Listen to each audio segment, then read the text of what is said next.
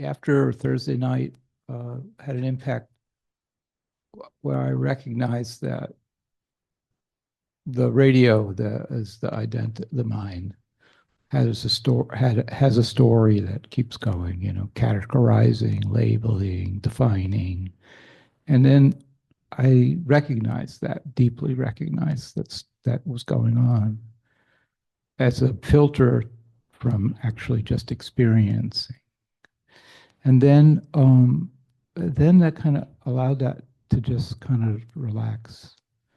And I recognized at that point a deep inner tension started to be aware of, deep inner tension that was somewhere inside my body. And so I'm living more, that's being more present now. And almost the deep inner tension was just like sort of a sense of trying to hold on somehow. And so how to process that, how to allow that to, because I feel like that if by allowing that, it's going to just explode inside of me and erupt into a fire and no death, because out of it feels like there's a fear. Underlying that is just this deep fear that I'm going to die. Mm. So you've landed on it already, in that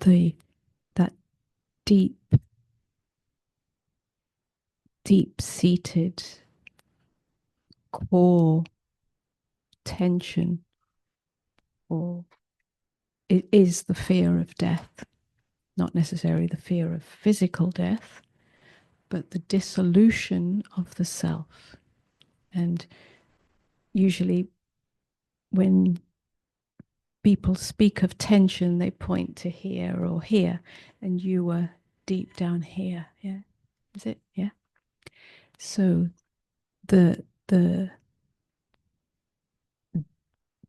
that tension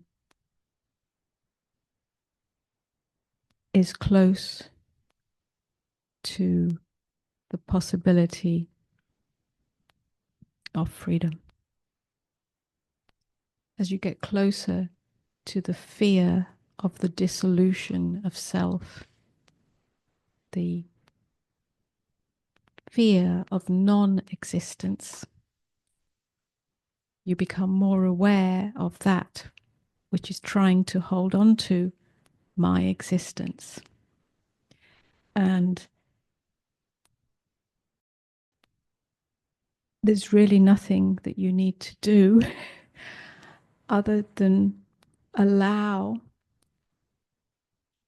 the field of awareness that is aware of that to be the groundless ground within which that knot of self may come undone. I say may come undone because if we say will come undone, there's an expectation and then either a little striving or a little more resistance and so on. Just not know. Be in the not knowing. Allow the open field of awareness to be the groundless ground. In other words, the unknownness, the unknown that holds it all, not by holding it in any grasping way, but simply is that which is aware of it. And that the possibility, which we can't be certain of in terms of knowing, is that tension starts to relax a little. Now, it may not completely relax until the actual moment of physical death, when it's going to have to. Yeah, it will do. So, but there's a possibility of that being undone prior to death. Again, this is dying before you die. Yeah, I think it was last night or the night before, I don't remember. We touched on the void of beingness. Yeah. Yes, it was the night before. The void of being. That's what this is. It's the invitation to the void of being that underlies, or rather doesn't underlie, but is the groundless ground that holds all of that. And there's this little point of tension that says, no, not me.